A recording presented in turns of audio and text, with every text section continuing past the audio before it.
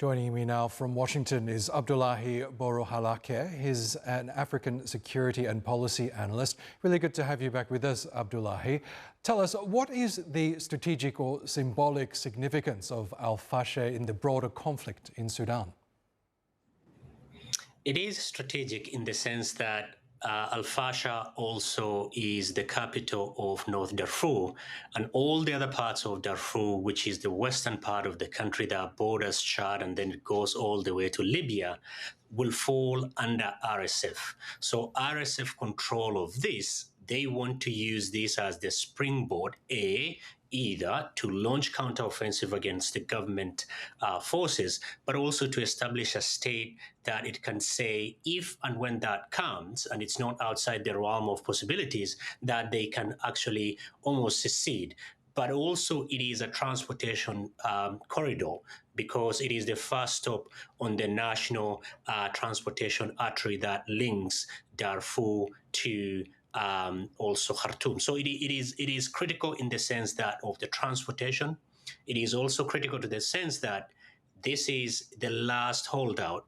If RSF dominates, they will have a better chance. But if it doesn't, or the military manages to take it over, then the winds will be behind the military sails. And as we heard in that story a moment ago, it's only now that the International Criminal Court has managed to convict a key figure responsible for some of the horrific atrocities that happened in Darfur more than 20 years ago. There is a sense that perhaps history is repeating itself right now in that region.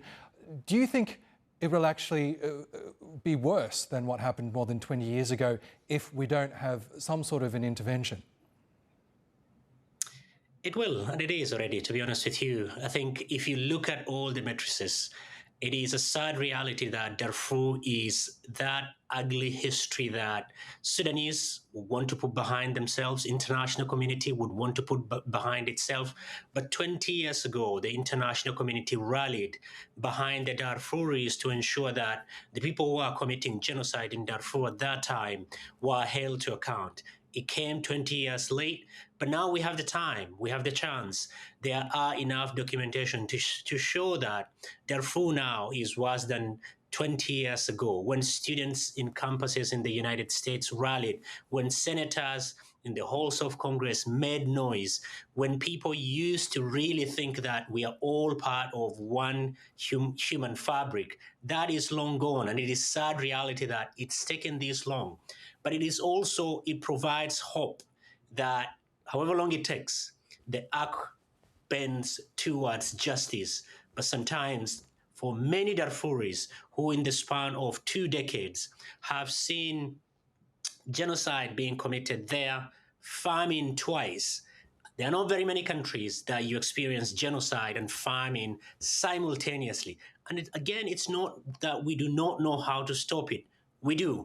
International community has become very adept at predicting famine and putting foods and nutrition into the hands of people affected. The international community, if it is willing, it's also been very adept at really preventing genocide. But now what we see is a conflict that has metastasized, with women and children paying the ultimate price. Furthermore, we're seeing mercenaries, because in the 20th century, we've forgotten all about mercenaries. Now they are back in the vogue. Some Colombians, probably in their hundreds, are fighting alongside young men and women that they are training to fight. It is a shame, it is a stain on the international community that Sudan has been allowed to deteriorate this much. Yes, and it remains one of the more underreported conflicts right now. Abdullahi, we'll have to leave it there. Great to get your thoughts. Thank you.